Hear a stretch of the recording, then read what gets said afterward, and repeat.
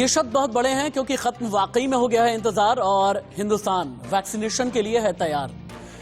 Doctor Harshvardhan, केंद्रीय स्वास्थ्य मंत्री ने बहुत बड़ा बयान नहीं दिया है बल्कि बहुत बड़ा ऐलान किया है।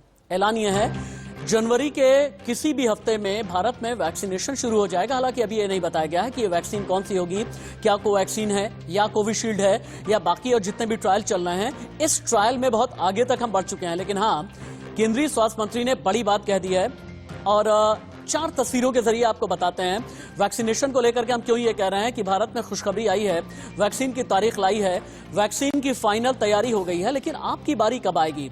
आप मेरे साथ अगले कुछ पलों में बने रहें क्योंकि इंडिया न्यूज कोरोना वैक्सीन को लेकर के बहुत बड़ी खबर बताने जा रहा है। आसान शब्दों में हम आपको बताएंगे कि भारत में वैक्सीनेशन की क्या तैयारी है।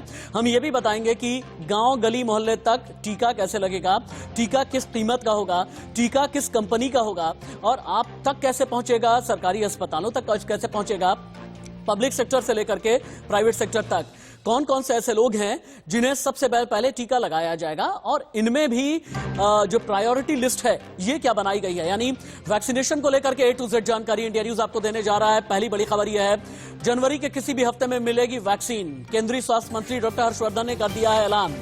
वैक्सीनेशन को लेकर के सरकार की पूरी तैयारी है। सरकार ने कह दिया जनवरी के किसी भी हफ्ते में वैक्सीन मिलेगी। ये बड़ा ऐलान किया गया है केंद्रीय स्वास्थ्य मंत्री डॉक्टर हर्षवर्धन की तरफ से। जितनी तकलीफों से हम गुजरे हैं वो तकलीफें अब खत्म होने की दिशा में आगे बढ़ रही हैं और उसके साथ साथ आप जान रहे हैं कि आने वाला जो वर्ष है उसमें जो वैज्ञानिकों ने रिसर्च किया है बीमारी से लोगों को बचाने के लिए वैक्सीन की खोज में, वो भी दिशा सफलता की ओर बढ़ रही है। तो सारी चीज़ों को ओवरऑल पर्सपेक्टिव में देखें तो डेफिनेटली हम बेहतर पोजीशन में है और भारत तो इतना बड़ा देश होते हुए मैं ये समझता हूं कि सारी दुनिया के बहुत बड़े बड़े देशों के मुकाबले और भी ज्यादा बेहतर पोजीशन में है।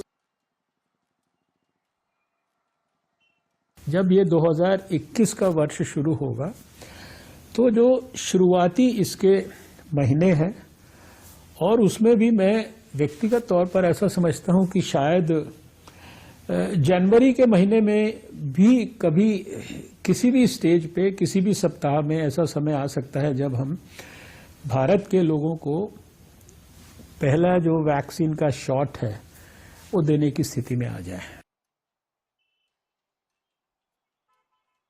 भारत सरकार स्टेट गवर्नमेंट्स के साथ मिलकर स्टेट लेवल, डिस्ट्रिक्ट लेवल और इवन ब्लॉक लेवल तक की जो तैयारियां कर रही है, पिछले 4 महीने से कर रही है। वैक्सीन को हो सकता है कि लगाने में अभी और 1-1.5 महीना लगे, लेकिन हम तैयारी 4 महीने से कर रहे हैं। 86,000 से ज्यादा हमारे जो है कोल्ड चेन के इक्विपमेंट्स के पॉइंट्स हैं जहां ये सब उपलब्ध है। सारे देश की हमने स्टेट्स के साथ मिलकर वैक्सीनेशन देने के लिए जो रिक्वायरमेंट्स हैं चीज़ों की, कोल्ड चेन के लिए वैक्सीन कैरियर्स हैं, मान लीजिए डीप फ्रीजर्स हैं, मोबाइल वैन्स हैं, रेफ्रिजरेटर्स हैं, कितने हमारे पास हैं और कितनों की मान लीजिए और ज़रूरत हो सकती है, वो सब के प्रोक्योरमेंट प्रोसेसेस भी चल चुके हैं, शुरू हो चुके हैं। कोरोना वैक्सीन का A to Z India news आपको बताएगा और बहुत ही आसान तरीके से समझाएगा। शायद आप लोगों के जहन में ये सवाल होगा, मेरा नंबर कब आएगा? ये भी हम आपको बताएंगे। वैक्सीनेशन के लिए आपको कहां पर जाना होगा, वैक्सीनेशन के लिए आपको क्या क्या करना होगा, वैक्सीनेशन के लिए कौन सी गाइडलाइन आप फॉलो करेंगे और जिस भी क्लिनिक में आप जाएंगे, जिस भी हॉस्पिटल में आप जाएंगे, वहां पर कौन सी गाइडलाइन फॉलो की जाएगी। और अगर सरकार की तरफ से यह कहा जा रहा है कि WHO की गाइडलाइन को फॉलो करना है तो फिर वैक्सीनेशन को लेकर के क्या खास तैयारी है, हम आपको एक एक चीजें बहुत ही आसान शब्दों में समझाएंगे। पहला इंफोग्राफिक आपको बताएगा कि भारत में वैक्सीन कब से लगनी शुरू होगी और पहला इंफोग्राफिक आपको यह भी बताएगा कि केंद्रीय स्वास्थ्य मंत्री ने जो कहा है आसान शब्दों में मतलब क्या है। पहला, सरकार की तरफ से कह दिया गया है जनवरी 2021 के किसी भी हफ्ते में वैक्सीन का पहला शॉट दे सकेंगे। सरकार की पहली प्राथमिकता यानी जो प्रायोरिटी लिस्ट है, टीकों की सुरक्षा और इसका जो असर है यानी इंपैक्ट कितना रहता है, इसको इंश्योर करना है, इसको सुनिश्चित करना है। वैक्सीन को लेकर के किसी भी तरह का कोई कॉम्प्रोमाइज नहीं किया जाएगा, ये सरकार की तरफ से कह दिया गया है। और हाँ, अब आप ये पूछेंगे कि वैक्सीनेशन के लिए प्राथमिकता लिस्ट क्या है, तो इसका जवाब अगली लाइन में है। सरकार ने यह कह दिया है कि 30 करोड़ लोगों को हमने प्राथमिकता दी है। पब्लिक और प्राइवेट दोनों सेक्टर के लोग हमारी प्रायोरिटी लिस्ट में हैं। हेल्थ वर्कर्स हैं, पुलिस वाले हैं, सेना के हैं, सफाई कर्मी हमारे पहली प्राथमिकता में हैं। ये सरकार की तरफ से कह दिया गया। 50 साल से ऊपर वाले और 50 साल से नीचे के अगर कोई गंभीर बीमारी से पीड़ित हैं, इन्हें भी प्रायोरिटी लिस्ट में रखा गया है। और हाँ, WHO की गाइडलाइन का अध्ययन करने के बाद यह फैसला किया गया है। यह केंद्रीय स्वास्थ्य मंत्री ने सीधे तौर पर कह दिया। और इसके अलावा कश्मीर से लेकर के कन्याकुमारी तक, डिब्रूगढ़ से लेकर के रण ऑफ कच्छ तक बहुत बड़े लेवल पर तैयारी की गई है कि वैक्सीन का वितरण यानी कि वैक्सीन का डिस्ट्रीब्यूशन किस तरीके से किया जाए। यानी ये इंफोग्राफिक आपको बता रहा था कि वैक्सीनेशन कब से शुरू होगा, वैक्सीनेशन सबसे पहले किन किन को दिया जाएगा। लेकिन हाँ, जिन 30 करोड़ लोगों की बात हुई है ना, आप ये भी जानना चाहेंगे ना कि ये 30 करोड़ कौन कौन से हैं। अगला इंफोग्राफिक आपको यही बता रहा है। इनमें 1 करोड़ हेल्थ वर्कर हैं, 2 करोड़ फ्रंटलाइन फोर्स वाले लोग हैं, 27 करोड़ बुजुर्ग हैं जो 50 साल से ऊपर हैं। अब आप ये जान रहे होंगे, इसको यहीं पर रखिएगा, इसी तरह से बना करके रखें। ये जो आप 2 करोड़ फ्रंटलाइन फोर्स जो आपको नजर आ रही है ना, इनमें सफाई कर्मी हैं, इनमें पुलिस वाले हैं, वो जो फ्रंटलाइन वॉरियर्स के तौर पर जिन्होंने कोरोना के वक्त में काम किया है, डॉक्टर्स हैं, हेल्थ वर्कर्स हैं, यानी नर्सिंग स्टाफ है, इन सभी को सबसे पहले टीकाकरण की प्राथमिकता लिस्ट में रखा गया है। क्योंकि ये वो लोग हैं जिन्हें रोग होने की संभावना जिनमें सबसे ज्यादा है। और यही एक वजह है कि ये 30 करोड़ की लिस्ट को सबसे पहले तैयार किया गया है। और सरकार आज से ही काम नहीं कर रही है। ये जो नीचे आपको 3 डब्बे आपको नजर आ रहे हैं ना, इन 3 डब्बों पर बहुत ही एक्सटेंसिव, बहुत ही एग्जॉस्टिव रिसर्च की गई है कि 133 करोड़ का हिंदुस्तान है और टीका सबसे पहले 30 करोड़ को लगना है। तो ये तैयारी की गई है। और जैसा कि केंद्रीय स्वास्थ्य मंत्री डॉक्टर हर्षवर्धन भी कह रहे थे, अब आप ये भी जानना आपके लिए जरूरी है, ये तो भारत की बात हो गई, लेकिन पूरी दुनिया में वैक्सीन पर क्या क्या काम चल रहा है। यानी दुनिया का वैक्सीन ट्रैकर आपको बताएगा कि कहां पर क्या क्या चल रहा है। 166 प्री क्लिनिकल फेज में है, 22 क्लिनिकल फेज 1 में है, 20 क्लिनिकल फेज 2 में है, 7 क्लिनिकल फेज 3 में है, 8 अप्रूवल और प्रोडक्शन में है। इसके ठीक पहले वाला इंफोग्राफिक एक बार फिर से दिखाएं, जहां पर हम ये दिखा रहे हैं कि 30 करोड़ वाले ये 3 डब्बे कौन कौन से। हाँ, इसे रखें क्योंकि ये वो लोग हैं जिन्हें सबसे पहले टीका लगाया जाएगा। 1 करोड़ हेल्थ वर्कर्स हैं, 2 करोड़ फ्रंटलाइन वॉरियर्स हैं, जैसा कि मैंने बताया कि पुलिस वाले हैं, सेना वाले हैं, इनमें सफाई कर्मचारी हैं, 27 करोड़ बुजुर्ग हैं और जो 50 साल से ऊपर हैं। और इन 27 करोड़ में वो लोग भी हैं जिन्हें गंभीर बीमारी होने का खतरा पैदा होता है, यानी जो डायबिटिक हैं, जो हार्ट पेशेंट हैं, इन सभी को इस 30 करोड़ की लिस्ट में, इस प्रायोरिटी लिस्ट में रखा गया है। अब मैं डिबेट को कर देता हूं ओपन, और डिबेट क्या बल्कि आपकी जानकारी के लिए बुलेटिन है जिसमें doctor Padma Srivastava, chief neuro science centre, All India institute of Medical Science मेरे साथ में जुड़ी हैं।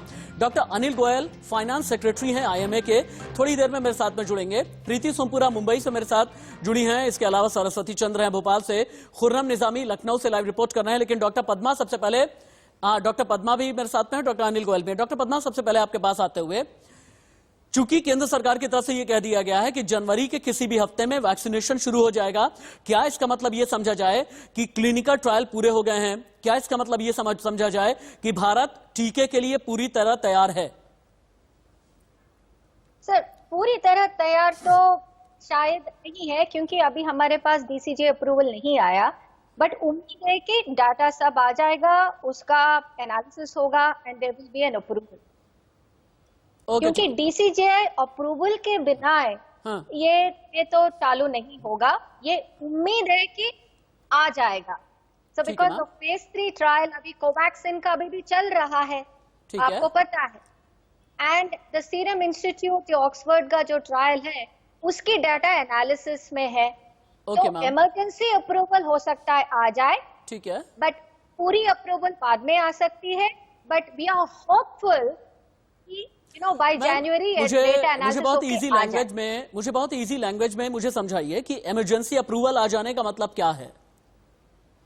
इमरजेंसी अप्रूवल के मतलब है कि जो आपने अभी बहुत अच्छी तरह समराइज किया है, कि जो बहुत ही ज्यादा उसकी जो यूज हुए, जैसे आपके फ्रंट लाइन वर्कर जिसके इन्फेक्शन के वजह से आपकी हेल्थ इंफ्रास्ट्रक्चर खराब हो जाएगी, उनमें एंड सबसे ज्यादा अगर इन्फेक्शन हो, उनकी मोर्टेलिटी ज्यादा है, उनमें चालू कर सकते हैं before it goes down to the normal general public.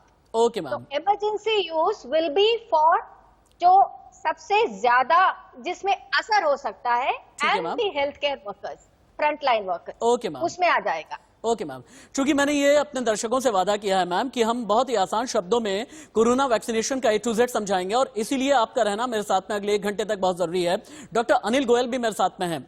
Doctor Anil, मुझे सबसे पहले तो ये समझाएं कि जनवरी 2021 में अगर कोरोना वैक्सीनेशन शुरू हो रहा है जनवरी 2021 के किसी भी हफ्ते में, जैसा कि केंद्र सरकार ने कहा है, तो क्या ये इस बात की गारंटी है, क्या टीका इस बात की गारंटी है कि मुझे फ्यूचर में कभी भी कोरोना नहीं होगा? पहला सवाल। और अगला यह है कि क्या कोरोना का जो टीका है इसका कोई साइड इफेक्ट भी होगा? उसके बाद रिपोर्टर के पास में जाऊंगा मैं। देखिए, अभी जितना भी हमारी फेज 3 ट्रायल के बाद एफिकेसी आई है, और आपने साइड इफेक्ट्स 2 सवाल पूछे, एफिकेसी इसकी 60 to 90% है।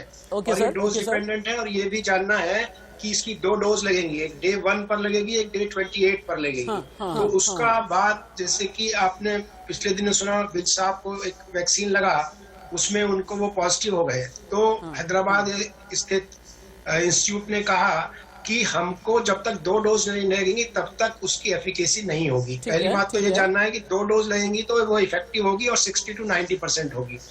मेरे अंदर वो इफेक्टिव हुआ कि नहीं है, दूसरी डोज के बाद जब उसकी एंटीबॉडी चेक किया जाएगा तो पता चलेगा कि वो उसमें एंटीबॉडी डेवलप हो गई है। तो उसको 1 साल तक, अभी तक उम्मीद ये मानी जा रही है कि अगले 1 साल तक वैक्सीन के बाद कोविड उसको दोबारा नहीं हो सकता, उस इंडिविजुअल को, उस पेशेंट को जिसमें भी कोविड वैक्सीन लगी है।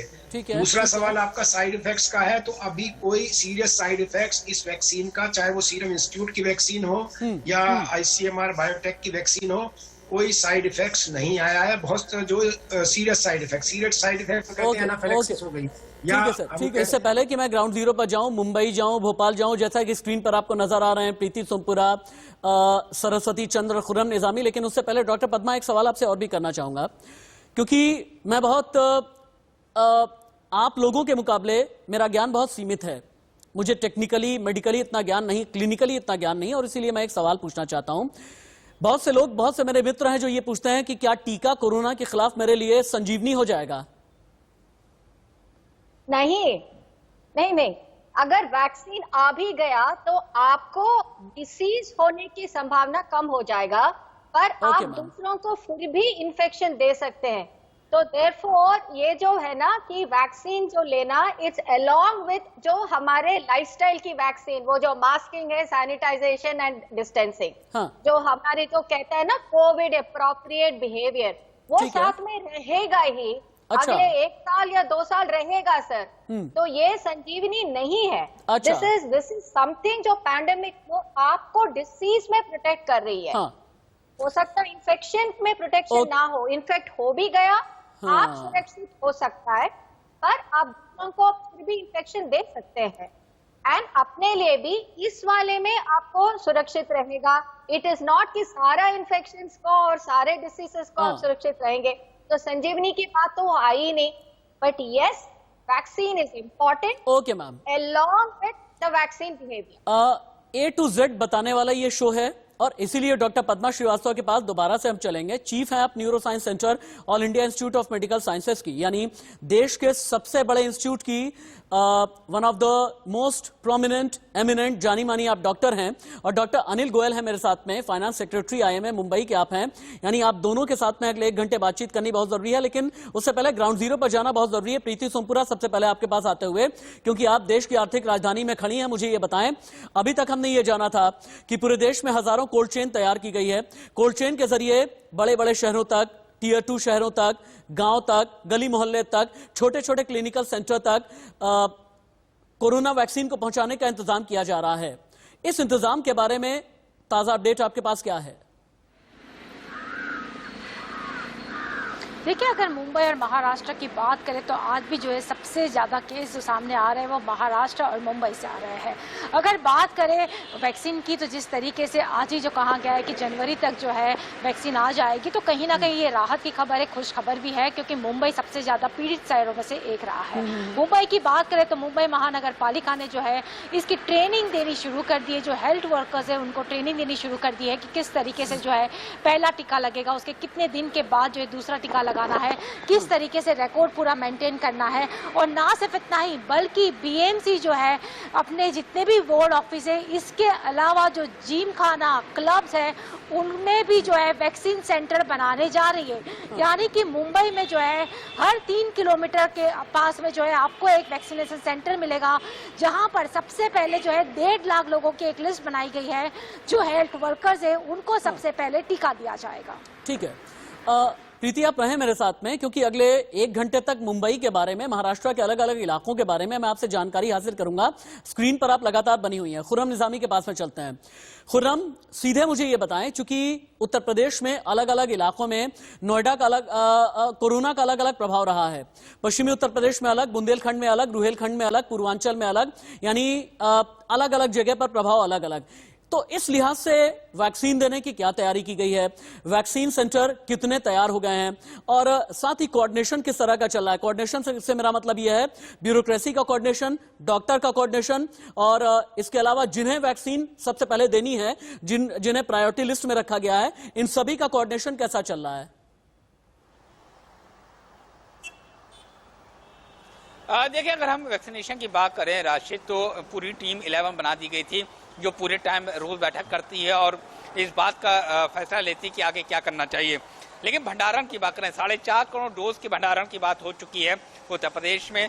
और अगर हम देखें कैसे पहुंचेगी, तो स्टेट लेवल भंडारण केंद्र की बात करें तो 9 है, वहीं मंडल स्तरीय भंडारण केंद्र की बात करें तो वो भी 9 है, जिला स्तरीय भंडारण केंद्र की बात करें तो 75 है, और सीएससी कोल्ड चेन पॉइंट की बात करें तो 1298 यानी कि 1298 है।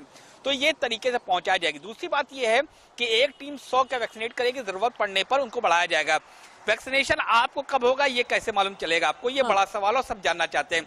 इसके लिए एक स्लिप आपको मिलेगी, आपके घर पर आएगी, जिसमें टाइम निर्धारित होगा, कहाँ पहुंचना है और कैसे क्या करना है, सब कुछ लिखा होगा। उस टाइम पहुंचेंगे। जो वैक्सीनेशन सेंटर होगा एक वक्त पर एक ही आदमी एंटर करेगा, उसके बाद एक आइसोलेशन रूम होगा, एक ऑब्जर्वेशन रूम होगा। ऑब्जर्वेशन रूम में वो लोग जाएंगे जिनको वैक्सीनेशन किया जाएगा, फिर उनको तकरीबन आधे घंटे तक की ऑब्जर्वेशन में रखा जाएगा कि कोई साइड इफेक्ट हो रहा है कि नहीं हो रहा। इन तक के अगर साइड इफेक्ट होता है तो उसकी भी तैयारी है, इसके लिए आइसोलेशन रूम बनाया गया। तो इस तरीके से पूरा वैक्सीनेशन होना है। सिरिंज का ऑर्डर हो चुका है 4.5 करोड़, इसके लिए भी अलग तरीके से सिरिंज तैयार की जा रही है, उसका भी ऑर्डर हो चुका है। ऐशबाग की हम बात करें तो भंडारण केंद्र यहाँ पर मेन वही भंडारण केंद्र है, तो जाहिर सी बात है कि तैयारी पूरी हो चुकी है। लेकिन और हर एक सीएमओ से कहा गया है, और 72 जिले के सीएमओ को निर्देशित किया गया है कि वो अपने फ्रंटलाइन हेल्थ वर्कर्स की सूची मैं एक चीज जरूर अप्रिशिएट करना चाहूंगा कि खुर्रम निजामी ने हमें बहुत ही सिस्टमैटिक वे में ये बताया है कि वैक्सीनेशन की तैयारी क्या है और वैक्सीनेशन के लिए अलग अलग स्टेजेस कैसे बनाए गए हैं। ये खुर्रम ने बहुत बेहतर तरीके से बताया। सरस्वती चंद्र, आप भी बताएं मध्य प्रदेश की तैयारी क्या है, क्योंकि मुंबई के बाद हमने कोरोना काल में इंदौर को देखा था जो कोरोना की वजह से सबसे ज्यादा प्रभावित रहा था। तो भोपाल से लेकर के इंदौर तक और भी जो मुख्तलिफ अलग अलग शहर हैं, अलग अलग गांव हैं, वहां तक वैक्सीनेशन की तैयारी एमपी ने क्या करके रखी है?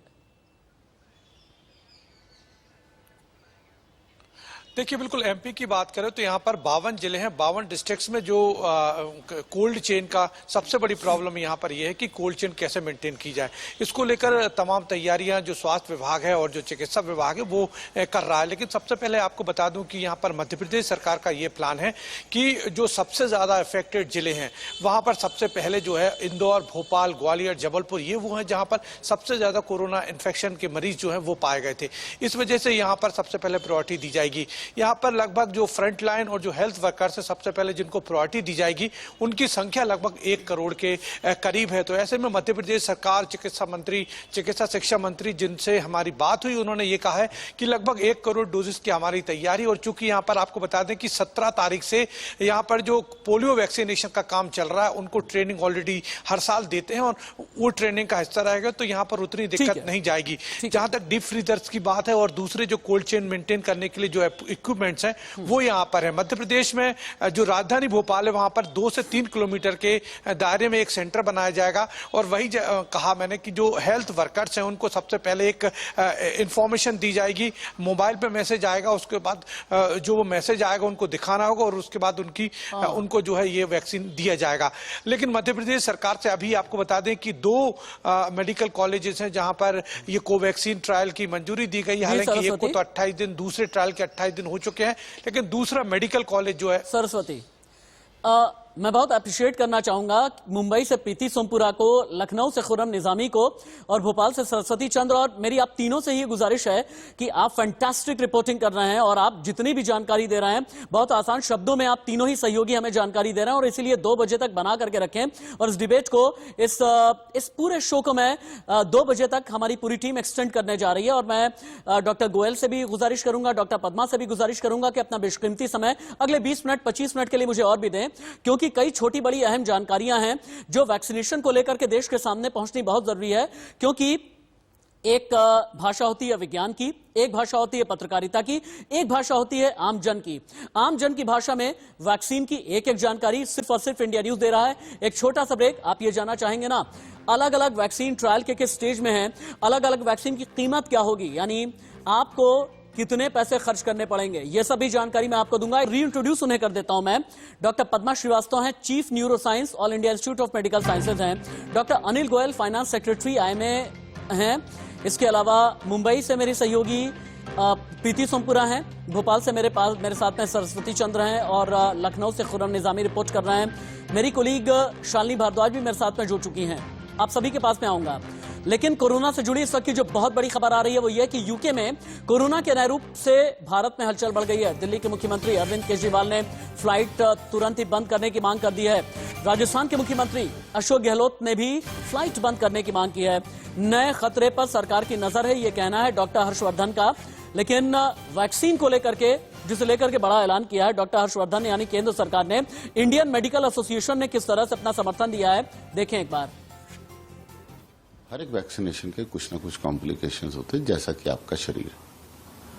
परंतु मेरे कई साथी हैं अमेरिका में जो ऑलरेडी वैक्सीनेशन करा चुके हैं और कितने दिन हो चुके हैं, कोई कॉम्प्लिकेशन नहीं। सो वैक्सीनेशन एक अच्छा कदम है और मैं इसका समर्थन करता हूं।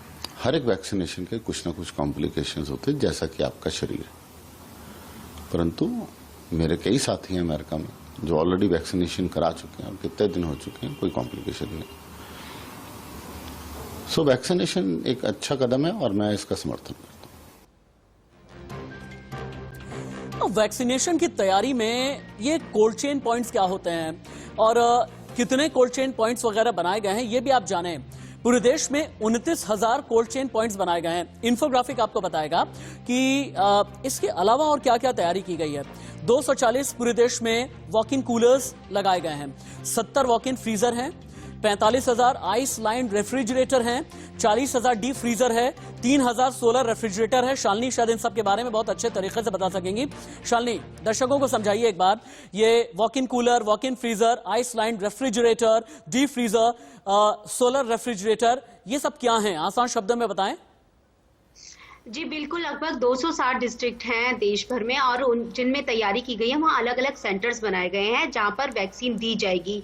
ये जो ये कूलर्स की बात कर रहे हैं, हम रेफ्रिजरेटर्स की बात कर रहे हैं, ये वो रेफ्रिजरेटर्स हैं जो कि जिनको हम इजीली सेंटर्स में रख सकते हैं। यानी कि अगर हम सोचते हैं कि अगर हम एक हॉल लेते हैं और वहाँ पर अगर हम वैक्सीनेशन प्रोग्राम की शुरुआत करते हैं, वहाँ पर इनको रखा जा सकता है, इनमें वैक्सीन को स्टोर किया जा सकता है। ये एक तरीके से कोल्ड स्टोरेज। ठीक है, आपने कोल्ड चेन समझाया बहुत अच्छे तरीके से। डॉक्टर पद्मा, शालिनी आते हैं दोबारा आपके पास, डॉक्टर पद्मा के पास में चलेंगे। डॉक्टर पद्मा, अब एक और मेरा सवाल जो शायद आम आदमी का भी होगा, अगर किसी को कोरोना हो गया है तो क्या वैक्सीन लगने की जरूरत है, अगर कोई रिकवर हो चुका है तो? यस, क्योंकि जो अभी तक हमारे कोविड एक चीज हमें सिखाया, लेकिन हर कदम में वो नया नया चीजें सिखाते ही जा रही है। तो अब तक हमारी जानकारी है कि जो भी इम्यूनिटी है एक इन्फेक्शन के बाद कुछ महीनों तक, कुछ दिनों तक हो सकती है।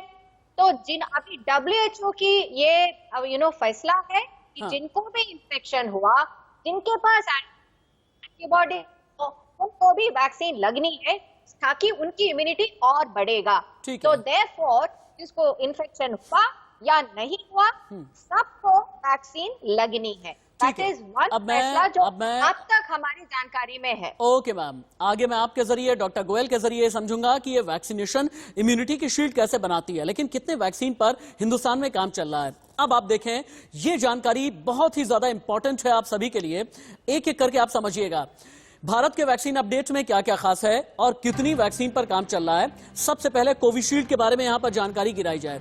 एक एक वैक्सीन के बारे में जानकारी देने वाला जो भी इंफोग्राफिक है, पीसीआर टीम आप दिखाएं। कोविशील्ड सबसे पहले, SII के इमरजेंसी अप्रूवल पर फैसला बहुत ही जल्द लिया जाएगा। कोविशील्ड को लेकर के ये जानकारी है और थोड़ा सा कैंप 2 को ठीक करें तो ज्यादा अच्छा होगा, ज्यादा बेहतर होगा। ये भारत के वैक्सीन अपडेट में पहली जानकारी है। अगली जानकारी, हाँ, और कौन, ये किसने बनाई है ये वैक्सीन? ऑक्सफोर्ड यूनिवर्सिटी और एस्ट्राजेनिका ब्रिटेन ने। अभी का ताजा स्टेटस क्या है? पुणे के सीरम इंस्टीट्यूट ऑफ इंडिया ने मैन्युफैक्चर करने का करार किया है। 90% असरदार है। कब मिलेगी? फरवरी तक या जल्द ही मिलेगी और कीमत ये सरकार को 225 रुपए और आम भारतीयों को 500 रुपए में ये टीका मिलेगा। यानी ये कोविशील्ड के बारे में जानकारी है। अगली जानकारी आप लें, अपडेट नंबर 2 कोवैक्सीन को लेकर के। भारत बायोटेक ने 7 दिसंबर को मांगा है इमरजेंसी अप्रूवल। इस इमरजेंसी अप्रूवल पर सरकार को आगे चल करके फैसला लेना है। यानी भारत बायोटेक ने ये इमरजेंसी अप्रूवल मांगा है। किसने कोवैक्सीन किसने बनाई? भारत बायोटेक ने NIV और ICMR के साथ मिलकर वैक्सीन बनाई है। कोवैक्सीन का स्टेटस ये है, 2 फेज के ट्रायल हो चुके हैं और वैक्सीन असरदार रही है। आप पूछेंगे मिलेगी कब? कंपनी ने 7 दिसंबर को वैक्सीन के लिए इमरजेंसी अप्रूवल मांगा है। कीमत कंपनी ने अभी तक डिस्क्लोज नहीं किया है, कोई खुलासा नहीं किया है। अपडेट नंबर 3 जो है स्पुतनिक 5 का। अब स्पुतनिक 5 के बारे में जब जानकारी आप लेते हैं ना, डॉक्टर रेड्डीज लैब्स ने फेज 2 और 3 के ट्रायल शुरू कर दिए हैं। ऋषा का गमेलिया रिसर्च इंस्टीट्यूट है जिसने ये वैक्सीन बनाने के लिए इनिशिएट किया है। 1 दिसंबर को फेज 2 और 3 के क्लिनिकल ट्रायल शुरू कर दिए गए हैं। मार्च के बाद वैक्सीन अप्रूवल पा सकती है। कीमत एक डोज की 700 रुपए के आसपास है। ये स्पुतनिक 5 के बारे में जानकारी है। लेकिन अपडेट नंबर 4 ज़ाइकोव डी। अब ये क्या है? जाइडस कैडिला की वैक्सीन है, फेज 3 में जाने के लिए तैयार है। अहमदाबाद की कंपनी जाइडस कैडिला ने बनाई है। फेज 1 के क्लिनिकल ट्रायल का डेटा आ चुका है। 2021 की दूसरी तिमाही में यानी अप्रैल में, मई में ये मिलेगी और अब तक कंपनी ने कीमत के बारे में कोई खुलासा नहीं किया। डॉक्टर गोयल, अब मुझे ये बताएं, मुझे ये समझाएं, जिन 4 वैक्सीन के बारे में मैंने अभी दर्शकों को जानकारी दी है, अगर केंद्र सरकार ने ऐलान किया है तो क्या इन्हीं 4 में से कोई वैक्सीन होगी? Covishield, Covaxin, Sputnik 5, ZyCoV D? बिल्कुल। सबसे पहले मुझे लगता है सीरम इंस्टीट्यूट ऑफ इंडिया की कोविशील्ड, ये सबसे पहले इसको लगता है कि अगर जनवरी में आने की बात है, क्योंकि उनके पास स्टॉक भी है। जैसा कि उन्होंने मिस्टर अदूर पूनावाला ने कहा कि 4 करोड़ से ज्यादा उनका स्टॉक ऑलरेडी है और आगे भी जितनी जरूरत होगी वो बना सकते हैं। तो मुझे लगता है सबसे पहले कोविशील्ड या तो एक काम कर लेते हैं, अगर आपको ये लगता है ना कि कोविशील्ड ही सबसे पहले दी जाएगी तो प्रीति सोमपुरा के पास में जाना ग्राउंड जीरो पर बहुत जरूरी है। प्रीति, महाराष्ट्र की सरजमी पर आप हैं, महाराष्ट्र में ही पुणे है, पुणे में ही सीरम इंस्टीट्यूट ऑफ इंडिया है। जरा ये बताएं कितनी रिसर्च की गई है और सीरम इंस्टीट्यूट ऑफ इंडिया ने कोविशील्ड को लेकर के क्या क्या तैयारियां कर रखी हैं? देखिए, इसके पहले मैं आपके सवाल का जवाब दूंगी, लेकिन इस वक्त जो है सबसे बड़ी अहम खबर आ रही है वो महाराष्ट्र से ही आ रही है कि महाराष्ट्र के मुख्यमंत्री उद्धव ठाकरे ने जो है वैक्सीन को लेकर जो एक अहम बैठक बुलाई है जो आज 3 बजे होने वाली है, जिसमें महाराष्ट्र सरकार के आला अधिकारी के साथ में ही जो है हेल्थ मिनिस्टर भी शामिल हो गए और इसमें जो है कांग्रेस के जो सीनियर लीडर है वो भी इस मीटिंग में शामिल हो गए और उसमें जो है पूरी रूपरेखा बनाई जा रही है किस तरीके से जो है वैक्सीन घर घर तक पहुंचानी है, महाराष्ट्र के हर घर तक किस तरीके से ये वैक्सीन पहुंचे, उसके ऊपर पूरी चर्चा विमर्श आज होगा। 3 बजे की मीटिंग। जैसे इसके पहले आपने पूछा था सीरम इंस्टीट्यूट की अगर बात करें तो सीरम इंस्टीट्यूट ने जो है अपनी तरफ से पूरी तैयारी कर ली है और यहाँ तक कि जो है महाराष्ट्र सरकार ने भी कहा है कि एक बार उसको ICMR का अप्रूवल मिल जाएगा उसके बाद में जो है ये वैक्सीन जो है देने का काम शुरू हो जाएगा। इसी बीच में जो है BMC के द्वारा जो है टेंडर की एक नोटिस जारी की गई है जिसमें जो वैक्सीन को रखना है फ्रीजर और कोल्ड स्टोरेज को लेकर जो है उन्होंने टेंडर जारी किए हैं और जल्द ही जल्द जो है वो टेंडर की प्रक्रिया शुरू हो जाएगी और अगले 15 दिन में जो है जहां पर वैक्सीनेटर सेंटर बनाया जाएगा वहां पर ये कोल्ड स्टोरेज और फ्रीजर की सुविधा उपलब्ध की जाएगी। प्रीति, आपके पास मैं दोबारा मैं आता हूं। एक बड़ी खबर आ रही है क्योंकि वैक्सीन को लेकर के जैसा कि आपने बताया कि महाराष्ट्र सरकार ने तैयारी की है। ये बड़ी खबर क्या है, अगर तुरंत स्क्रीन पर फ्लैश किया जाए, कोरोना पर स्वास्थ्य मंत्रालय की हाई लेवल मीटिंग चल रही है। ब्रिटेन में कोरोना के नए रूप पर मंथन किया जा रहा है। स्वास्थ्य मंत्री डॉक्टर हर्षवर्धन की अगुवाई में ये बैठक चल रही है। मेरे ख्याल से डॉक्टर पद्मा के पास तुरंत ही जाना चाहिए। डॉक्टर पद्मा, ब्रिटेन में, बल्कि कहा यह जा रहा है कि पूरे यूके में कोरोना का नया स्ट्रेन डेवलप होने लगा है। इधर से तो वैक्सीनेशन की तैयारी की जा रही है, लेकिन कोरोना अपना रूप बदल रहा है। नए स्ट्रेन के बारे में अगर आसान शब्दों में मैं कहूं, क्या यह खतरा भारत के लिए भी है? ये खतरा शायद सारा दुनिया के लिए है, पर ये जो नया चीज तो है नहीं। हाँ। ये जो फ्लू जो वायरसेस है कई तरह से म्यूटेट होता है। इन्फ्लुएंजा वायरस भी थी, वो बहुत इनफैक्ट ज्यादा तक अनस्टेबल थी। कोरोना वायरस थोड़ा बहुत तो स्टेबल था, पर ये जो स्ट्रेन में उन्होंने देखा गया है कि 17 चेंजेस है इसमें। अच्छा। वो जीनोम बोलते हैं, उसमें 17 चेंजेस है, वो बड़ी चेंज है। हाँ। इस तरफ ये म्यूटेट हुई है तो ये कहते हैं कि 70% ज्यादा इन्फेक्शन इससे है। अच्छा। पर ये जो ट्रांसलेट इसीलिए नहीं हुआ कि इससे ज्यादा खतरा है कि ज्यादा मोर्टालिटी है, परंतु तो अगर इन्फेक्शन रेट बढ़ी, ज्यादा लोग इससे इन्फेक्शन होंगे, तो उस हिसाब से जो परसेंटेज जो होंगे जो हॉस्पिटलाइज होगा या प्रॉब्लम होगा वो बढ़ जाएगा। अच्छा। तो ये खतरा है, तो हमारे लिए भी है। हालांकि लोग कहते हैं कि उतना नहीं है, वैक्सीन भी इसके तरफ होते हैं, पर I think prevention should be there. मैंने आपसे पहले भी कहा था और मैं आपको बधाई देना चाहती हूँ कि आप इतनी सरल शब्दों में आप समझा रहे कि मैं डॉक्टर हूँ, फिर भी मेरी जानकारी भी बढ़ रही है आपके शो में। अरे ये मैं कहना चाहती हूँ कि हम लर्निंग कर्व में है, तो ये वैक्सीन हमको सिखा रही है, तो प्रिवेंशन इज बेटर। तो इसकी जानकारी लेना होगा। वी शुड आल्सो प्रिवेंट आपके लिए और डॉक्टर गोयल दोनों के लिए, आपके लिए और डॉक्टर गोयल दोनों के लिए ही हमारे लिए हाई रिगार्ड है, बहुत ही इज्जत है, बहुत ही सम्मान है, क्योंकि आप लोग भी फ्रंटलाइन वॉरियर्स के तौर पर आपने काम किया है। डॉक्टर गोयल ने काम किया है, आपने दिन रात रह करके काम किया है। All India institute of medical sciences में रह करके कोरोना पीरियड में मरीजों को संभालना कितनी बड़ी जिम्मेदारी होती है, कितना बड़ा खतरा रहा है, अभी भी है, खतरा टला नहीं है। इस चीज के लिए वाकई में पूरा देश, 133 करोड़ हिंदुस्तान, मैम आप दोनों ही डॉक्टर को सल्यूट कर रहा है। शालिनी के पास में चलते हैं। शालिनी, चूंकि आप बहुत ही ज्यादा वैक्सीनेशन को लेकर के रिसर्च कर रही हैं, ये यूके के नए स्ट्रेन के बारे में थोड़ा सा बताइए हमें।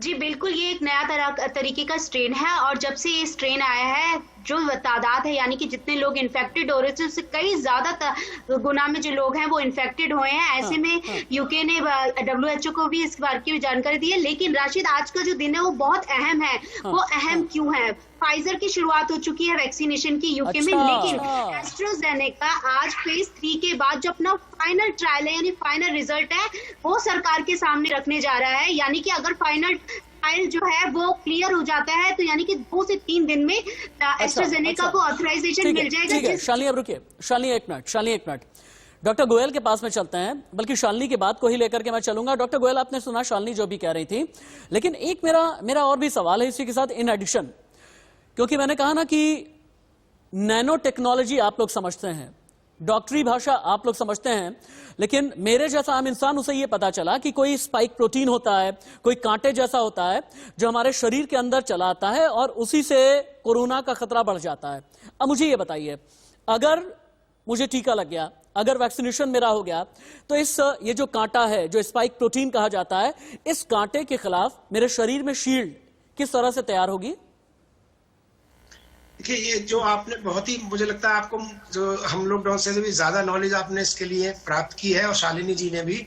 ये एस स्पाइक प्रोटीन है, बेसिकली एक एंटीजन है। कोई भी कोविड का जेनेटिक मटेरियल है जो वायरस का, चाहे वो स्पाइक प्रोटीन हो, वो आपकी हमारी सेल की रिसेप्टर सरफेस पर वो जाकर चिपक जाता है, कॉमन शब्दों में कहें। और फिर हमारा जो इम्यूनोजेनिसिटी है, हमारी बॉडी उससे लड़ने के लिए एंटीबॉडीज प्रोड्यूस करती है। कितनी एंटीबॉडी कौन प्रोड्यूस करेगा ये भी डिपेंड करेगा कि उस इंडिविजुअल की एंटीबॉडी के प्रोडक्शन की क्षमता कितनी है, मतलब मेरी रोग से लड़ने की क्षमता कितनी है। अच्छा, तो अच्छा। उसके बाद जब भी हम वैक्सीन देते हैं, वो एस प्रोटीन हो या डीएनए का मटेरियल होता है, RNA। अभी आपने सिर्फ एस प्रोटीन की बात की है, मैं अपने जो कोविड वायरस के डीएनए मटेरियल की भी बात करता हूँ। मैं RNA, जैसे RNA वैक्सीन है, जितनी भी मॉडर्ना फाइजर की है, ये RNA वैक्सीन है, वो एस स्पाइक प्रोटीन नहीं है। तो इन सब के अगेंस्ट बॉडी एंटीबॉडी बनाती है और हमारे को इम्यूनिटी पैदा करती है। मैं जरूर ये जो दूसरा वेरिएंट की बात है, मैं जरूर उसके कुछ ऐड करना चाहता हूँ।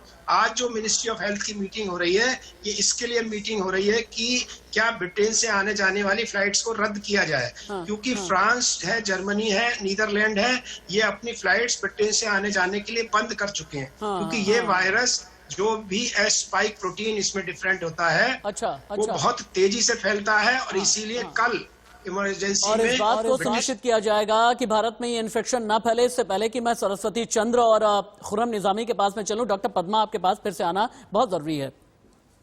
मुझे टीका मिल जाएगा, टीके का मतलब यह है कि फ्यूचर में मुझे कोरोना का अटैक नहीं होगा, कोरोना वायरस मुझ पर अटैक नहीं करेगा, इस बात का एश्योरेंस मुझे मिल जाएगा।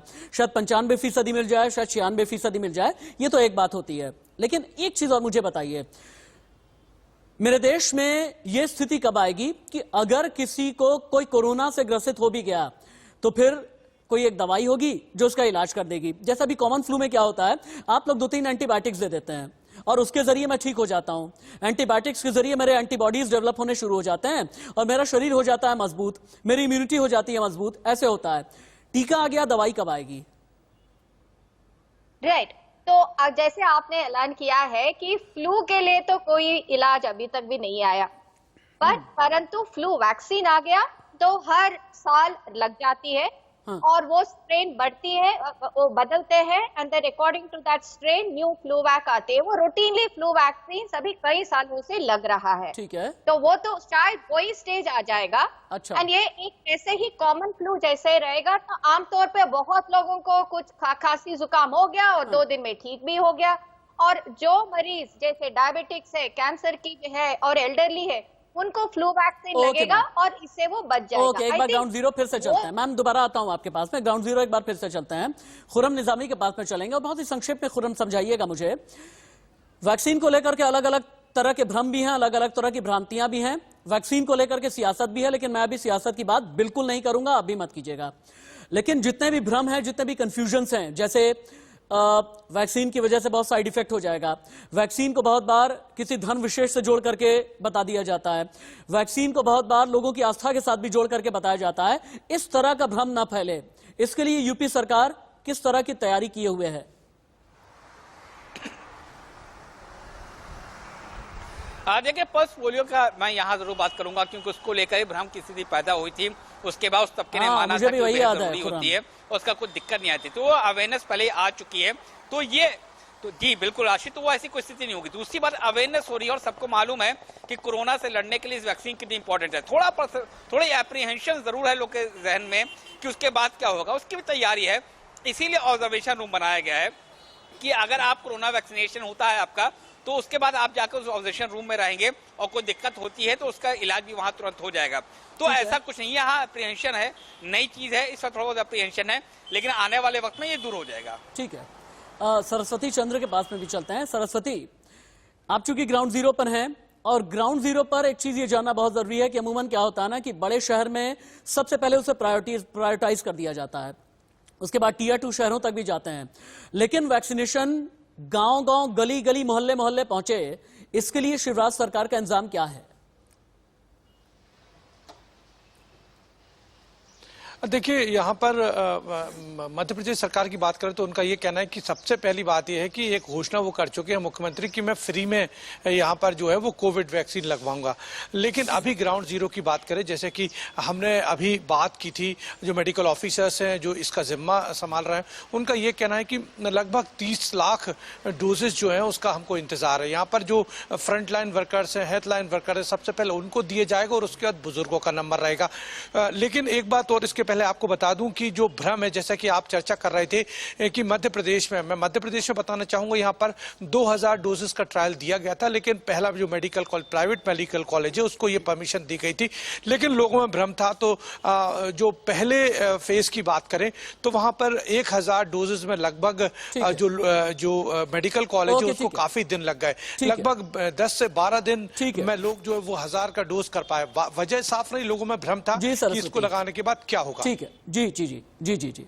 डॉक्टर पद्मा, अब चूंकि हम कंक्लूडिंग पार्ट की तरफ बढ़ने लगे हैं, तो एक और मेरा सवाल है, पूरे देश को आदत पड़ी मास्क की, पूरे देश को आदत पड़ी सैनिटाइजर की, पूरे देश ही नहीं बल्कि पूरी दुनिया को, और पूरी दुनिया को आदत पड़ी सोशल डिस्टेंसिंग की। क्या टीका आ जाने के बाद इन तीनों आदतों को अपने साथ में रखना होगा या नहीं? ठीक है, अब तो हमें टीका लग गया है, मास्क की जरूरत नहीं है, सोशल डिस्टेंसिंग की जरूरत नहीं है। बिल्कुल सही कहा आपने, पर उससे पहले मैं ये भी कहना चाहती हूँ, I just want to inform you कि मैं भी एक वॉलंटियर थी फॉर द फेज 3 ट्रायल, जो भारत बायोटेक कोवैक्सिन मैंने भी लिया है। मुझे पता नहीं मुझे क्या मिला, प्लासिबो या वैक्सीन, पर मैं उसमें। Shalini, we need to clap. Khurram Nizami, Saraswati Chandra, we really need to clap. Dr. Anil Goel, we really need to clap. नाम। So I just want to give the confidence कि प्लीज सब लोग को प्लीज ये गलत फहमिया ना हो। और दूसरी चीज, आप जो बहुत अहम बात कही है, आप वैक्सीन मतलब नहीं है कि हम वैक्सीन बिहेवियर छोड़ दे, बिल्कुल नहीं। फिर भी मास्क होनी है, फिर भी सैनिटाइजेशन एंड डिस्टेंसिंग जो हमारे साथ जुड़ी है, हमारी आदत बन गई है, आदत बनी रहनी चाहिए। अगले 1 साल 2 साल हमारे साथ ये रहेगा, and it is a good habit, you must include it, ये बिल्कुल नहीं छोड़ना। ठीक है मैम। डॉक्टर अनिल गोयल, जैसा कि डॉक्टर पद्मा ने कहा कि अभी 1-2 साल तक कोरोना हमारे साथ में रहेगा, तो अंतिम सवाल मेरा आपसे यही होगा, कोरोना कब तक रहेगा, कोरोना कब जाएगा, कोरोना से जिंदगी को कोरोना से निजात कब मिलेगी? देखिए, हमको ना एक हार्ड इम्यूनिटी वर्ड को जरूर जानना चाहिए कि हार्ड इम्यूनिटी का मतलब है अगर 70% पॉपुलेशन कोरोना से इन्फेक्टेड हो जाती है, तो फिर कोरोना सिम्टोमेटिक नहीं रहता, फिर इसका मतलब उसकी ट्रांसमिशन चेन वो टूट जाती है। हमारा अभी तक जो सोशल वैक्सीनेशन हुआ है, तो अगर आप आज एंटीबॉडीज अगर पॉपुलेशन की देखेंगे तो 50% पाई जाएगी, जहां ये 70-80% होगी तो ये ब्रेक ऑफ चेन हो जाएगा, इसका मतलब फिर कोरोना नहीं फैलेगा। निश्चित रूप से जो मैडम ने कहा, मुझे लगता है कि अगले 1 वर्ष में वैक्सीन के साथ, सोशल वैक्सीन के साथ ये कोरोना से ओके सर। भोपाल से सरस्वती चंद्र, खुर्रम निजामी, लखनऊ से आपका, मुंबई से प्रीति सोमपुरा आपका, और आप दोनों ही डॉक्टर्स, डॉक्टर अनिल गोयल और डॉक्टर पद्मा श्रीवास्तव, बहुत शुक्रिया अदा करना चाहूंगा। और मैं ही नहीं बल्कि पूरे हिंदुस्तान की तरफ से आपको धन्यवाद है।